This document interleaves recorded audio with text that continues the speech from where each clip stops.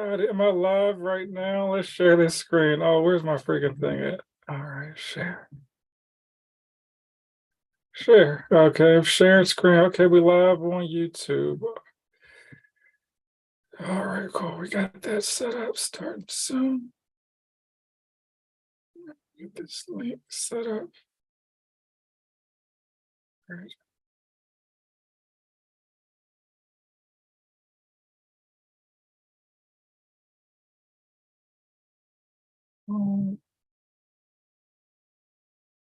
Okay.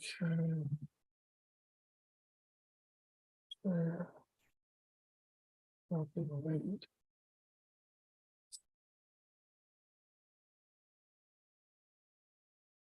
Edit video. If you're watching on YouTube, I'll be starting in like 3 minutes. I haven't done this in a while. Let me get my thumbnail up. I know what we're talking about. Okay. It's good enough. Save.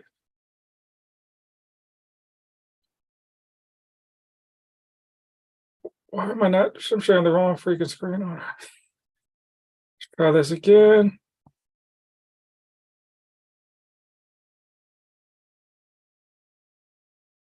I didn't freaking share my password.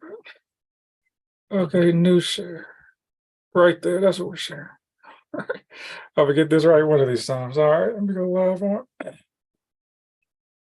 IG.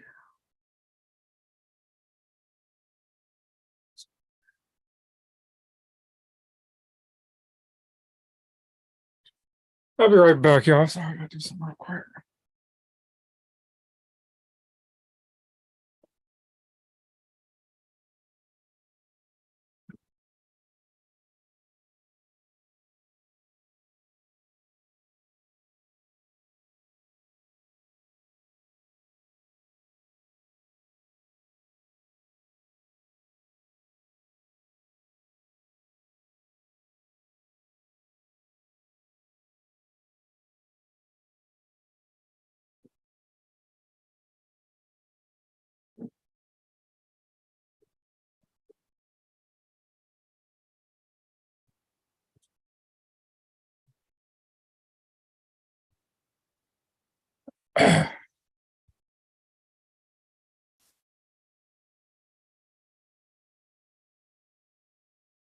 All right. Excuse me. All right, let me get this set up.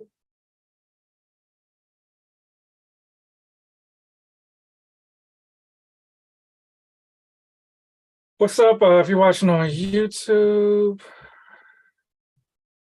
sorry, about to go live in about 2 or 3 minutes. So I just get my things set up. I haven't gone live in like I think like 3 months. Forgot how long it takes for me to set this stuff up. So I'm a little bit behind. All right, all right, all right, all right, all right.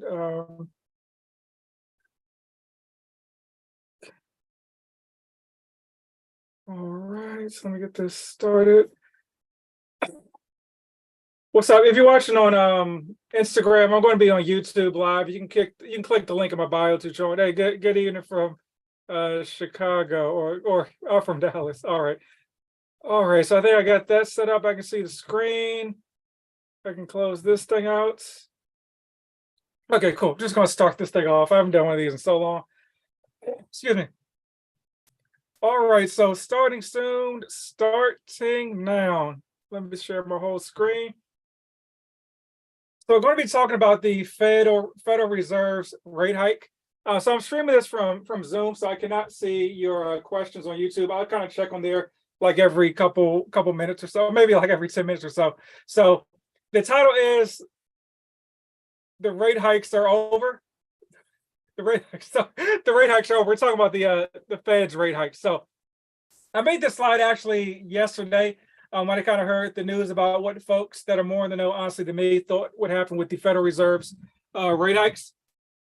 And so the slide is kind of saying I knew that the rate hikes would be lessened. So the Federal Reserve raised the cost of borrow money, the benchmark rate, by 25 basis points or 0.25%.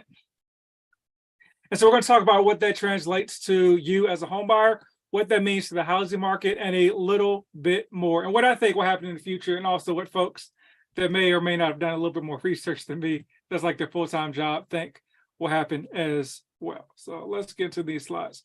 Oh, and so if you're just checking into the channel, I got like these 6 videos I dropped within the last month. And so if you got questions about the home buying process, your answer is most likely in one of these videos. So check those out. Got to promote myself, right? So first, we're going to start by talking about, hey, what did Jerome Powell say in December, the last time the Federal Reserve met? And so he's the chair of the Fed, basically the Federal Open Market Committee, FOMC. You may see it as written. So he said there's an expectation really that inflation will not move down so quickly, so that we'll have to stay at it. Powell said during a press conference. So we may have to raise rates higher to get where we want to go. That's why we're expecting that they will have to remain high for a time. And actually, let me record this. My bad.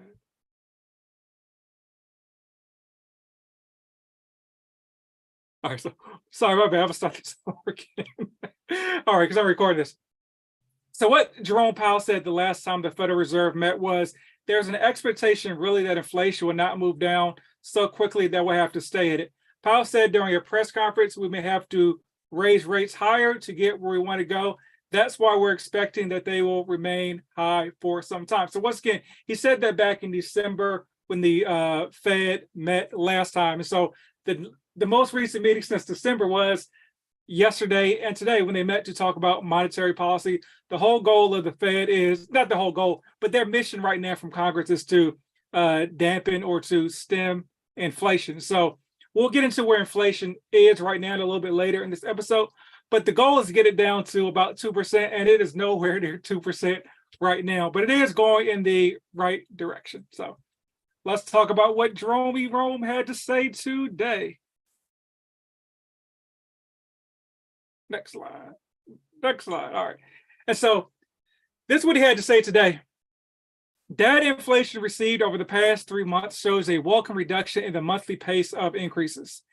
And while developments are encouraging, we will need substantially more evidence to be confident that inflation is on a sustained downward path. So, translation, Jerome Powell and the rest of the Federal Reserve, the FOMC, that committee is like 12 folks, I believe.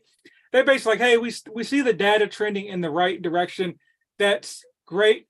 We're still going to raise rates as we did today by 25 basis points, but we're not going to keep doing what we had to do in 2020, which was raise the cost of our money 75 basis points on 4 separate occasions, and then another 50 basis points as well near the end of the year.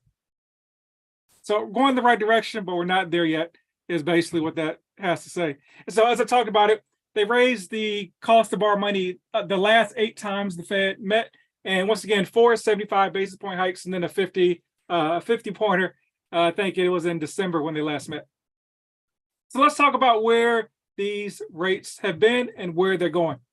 So the most recent rate hike, the Federal Reserve, they're targeting for a benchmark rate of basically like 4.5% to 4.75%. Once again, that is the benchmark rate, basically the cost for a layman's term to put it is a cost for banks and lenders to borrow money. That is not your rate because obviously the banks are in the business of making money, so they need to put some margin in there in order to charge you, right? And so you can kind of see basically in 2020, 2021, remember how everyone was like, hey, rates are so low, I can get a 4%, I can get a 3% rate, all that good stuff. Well, that's because the Federal Reserve artificially lowered the cost of our money during that time frame so that rates were super, super low. Give me 1 second. And so that's why rates were so low in like the 2020, 2021 time frame, because the cost of our money was, I think, like 0.25 basis points is what the Fed was charging during that time frame. I'm sorry, give me 1 second.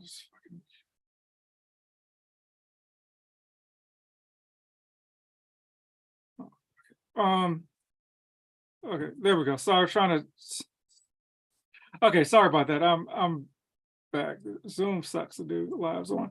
All right, and so that's why that bar is so low during that time frame. And then, as you can recall, like the rates started going up in the 2000s. Like they were like 3%, 4%, 5%, 6%, 7% at some point because the Federal Reserve kept raising the cost to borrow money, and of course, lenders pass that cost along to you.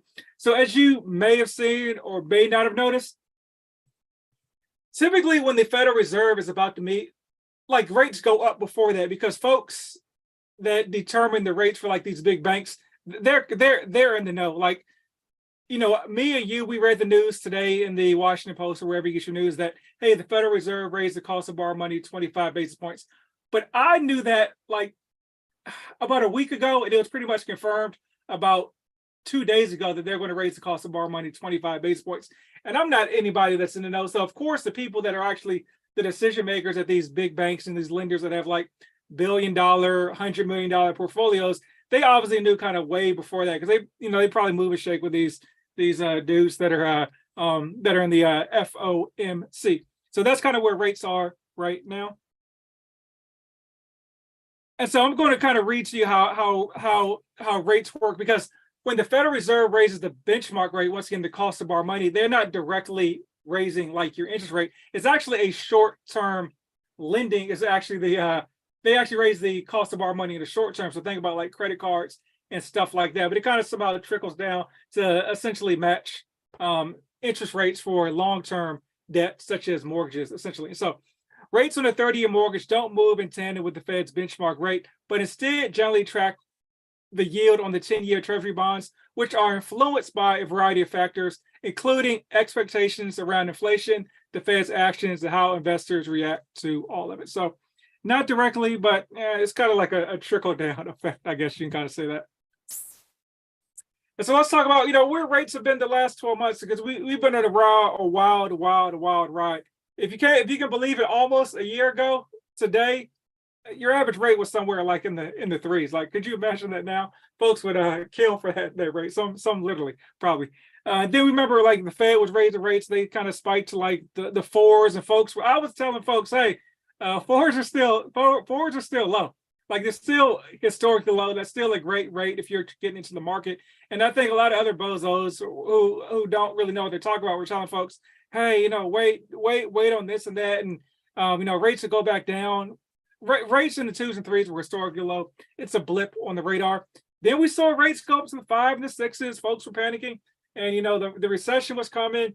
The housing market was going to crash. Homes were going to be free, and all this other nonsense that people were kind of spewing during that time on the internet. And so, what's happened since then? Home prices have gone down. However, 2020 still ended the year with positive appreciation. So the housing market didn't crash.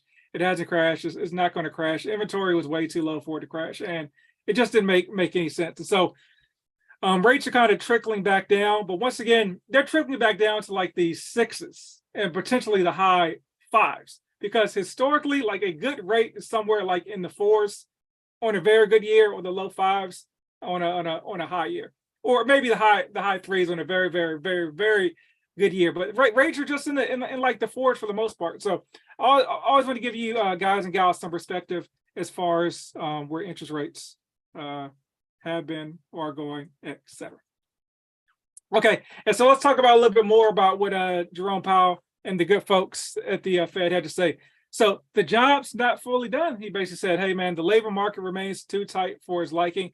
It's very premature to think that we really think we got this. And so good news is bad news and bad news is good news, right? So the labor market is still strong. I know you still like these layoffs and the tech companies doing this and that. My company laid off some folks. I'm still there, but the employment numbers are still relatively strong. Like you'll see later in this presentation, like inflation is like unemployment is between like 3.5% and 4%, which is good. And so what really truly drives the housing market and people spending is obviously if they have jobs. If folks have jobs, they're going to spend. If they don't have jobs, they're not going to spend. And so unemployment is still pretty strong. So guess what? It looks like we're not in the recession folks have been calling for. We're saying we're in for like the last, what, I think year and a half, something like that, right?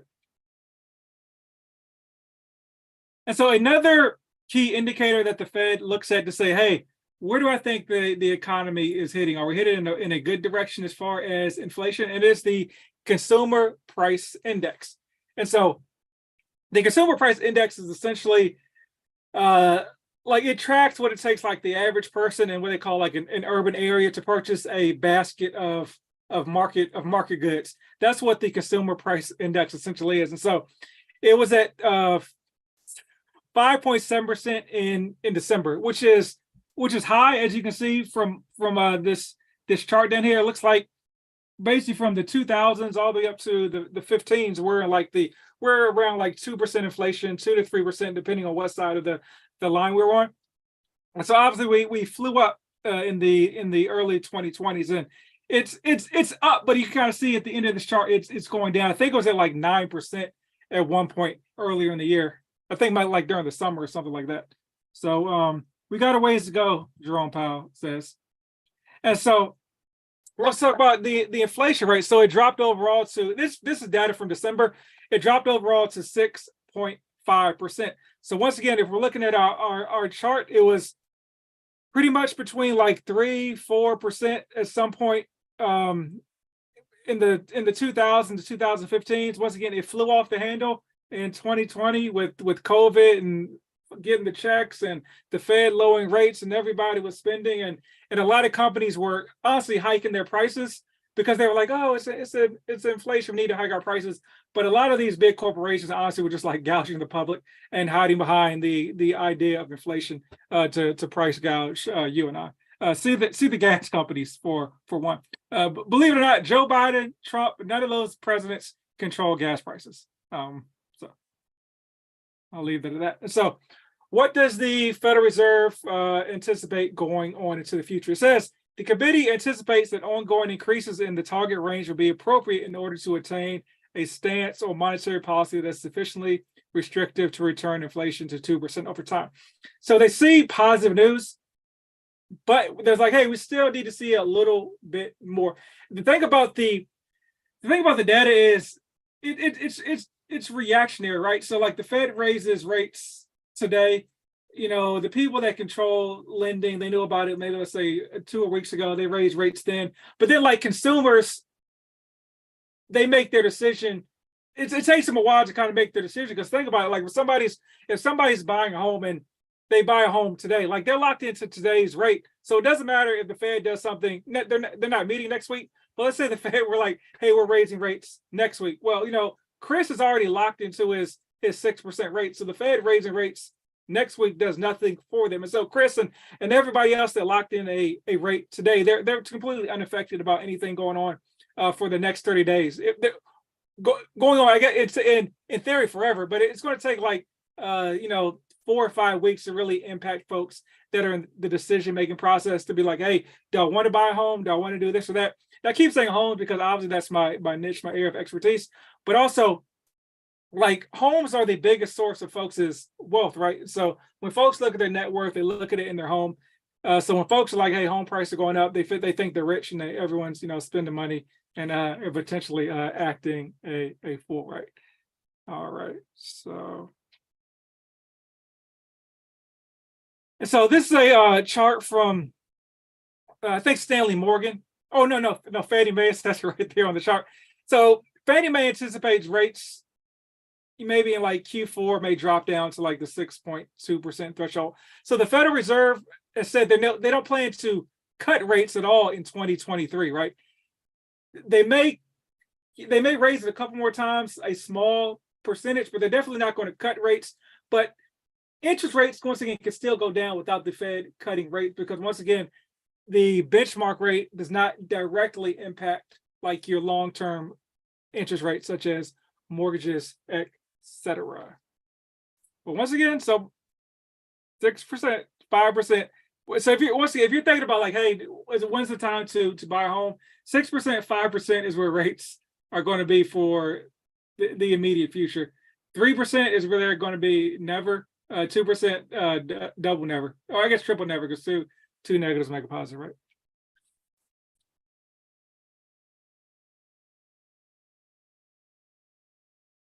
All right, so what factors are impacting the Fed's next move? Once again, as I talked about home prices, this is kind of like a quick snapshot of where home prices have been the last 10 years. If you're listening on the podcast, they've just gone up at like almost a 45-degree angle, probably like 30-degree angle as far as home prices. Peaking last year around the June timeframe, I think like the average home price was like 471,000, something like that. And I think it's come down close to like the what is it, the 400K threshold right now.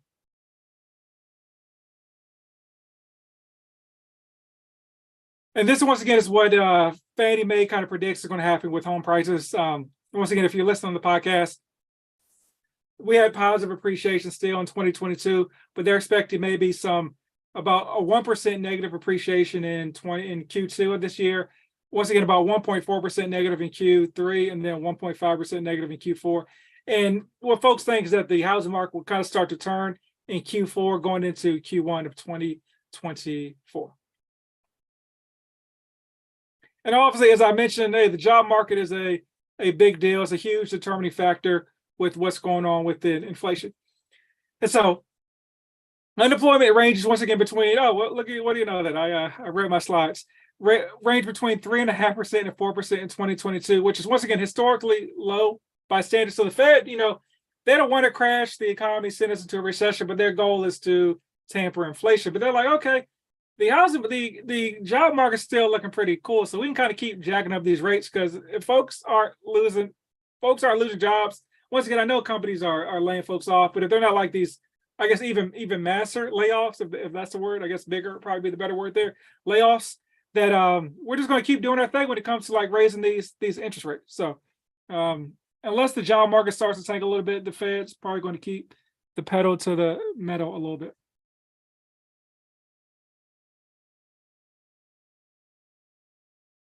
And then once again, this is our last slide. It says, given our outlook, I don't see us cutting rates this year, from Jerome Powell. So once again, not cutting rates, but that does not mean that they don't plan on keeping rates the same.